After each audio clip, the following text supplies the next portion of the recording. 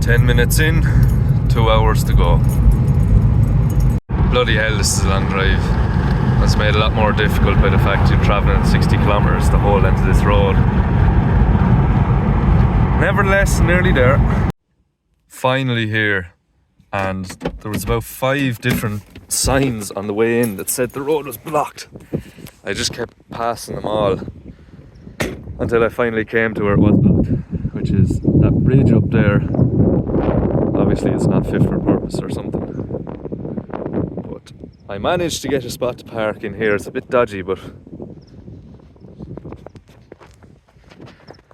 it'll do. And that's where we're going, up into the Coombe. It's awful cloudy, but hopefully it might clear up a little bit. There's the car, looking like it's going to fall over. Tom, in Achilles now, August Inish, I have options. I can go up this spur, or I can go up through into the Coombe, into the valley, up along the river. I think now maybe I could go up that spur and then come down through the valley. Would that be the right thing to do? Let's see. Consulting the map, which my camera won't focus on, I think the best option is to go up via the spur and then back down through the valley.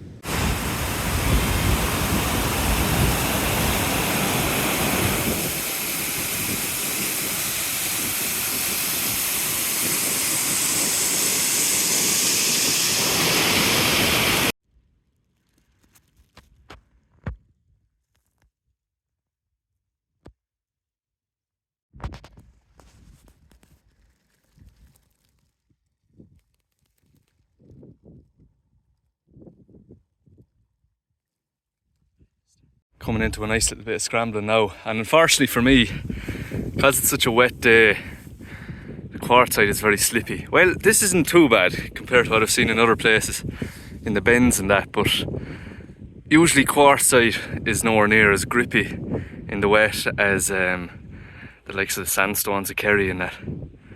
When you're scrambling on this rock, you can really feel how hard it is. I don't know how to describe it, but it's just, when you lay your hand on it, you can tell how hard wearing it is. And that in turn, I suppose, leads to why these mountains are shaped the way they are. They're so prominent and steep-sided, even though there's no real sharp ridge lines or deep coombes. Obviously, because the glaciers have just found it so hard to wear away at this rock. I'm no geologist, but I'm trying my best. That island, or Loch over there, is covered in trees, and it kind of just goes to show what this place probably would look like if there was an absence of grazing animals. Not necessarily an absence, but just a far lesser number of them, because that place is absolutely teeming with life, dense vegetation. And if you look at the mountainsides around here, they're really bare. You know, I'm definitely not anti-sheep farming by any means, but it just goes to show what doing it with that intensity, the impact it has on the landscape, you know.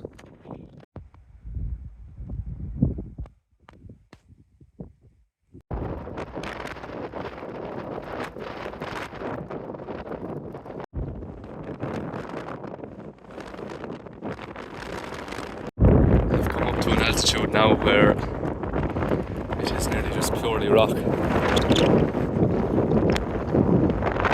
Very light vegetation. Very enjoyable to walk up, I must say.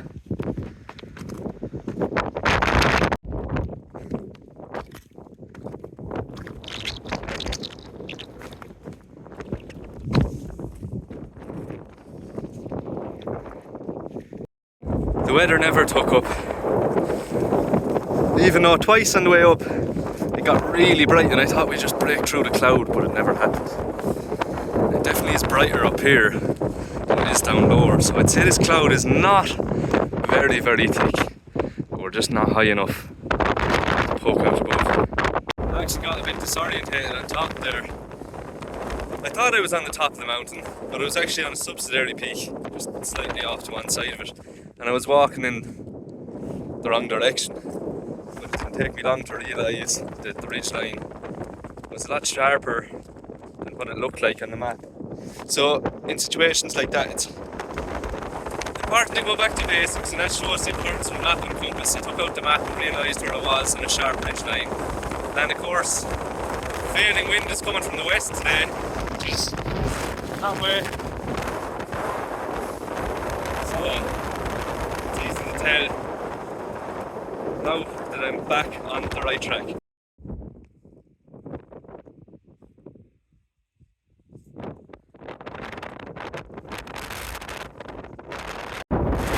Looks like God is at my side just very briefly. The best view I've got all day. Just like that, it's gone. But the weather can change in these mountains.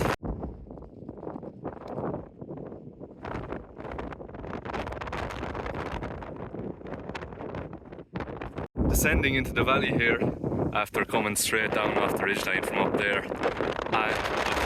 It's definitely scrambling anyway.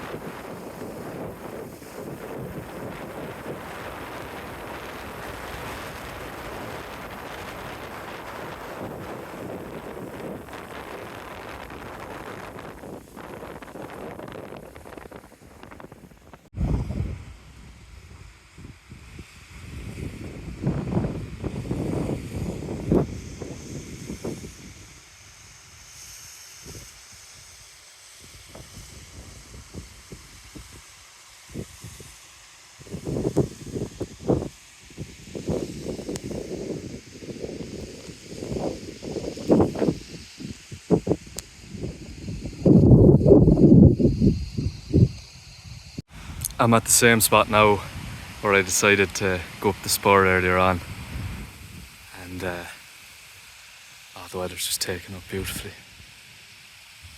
In hindsight, I should have went out earlier in the day, but this is not what the weather forecast predicted, so isn't it just beautiful?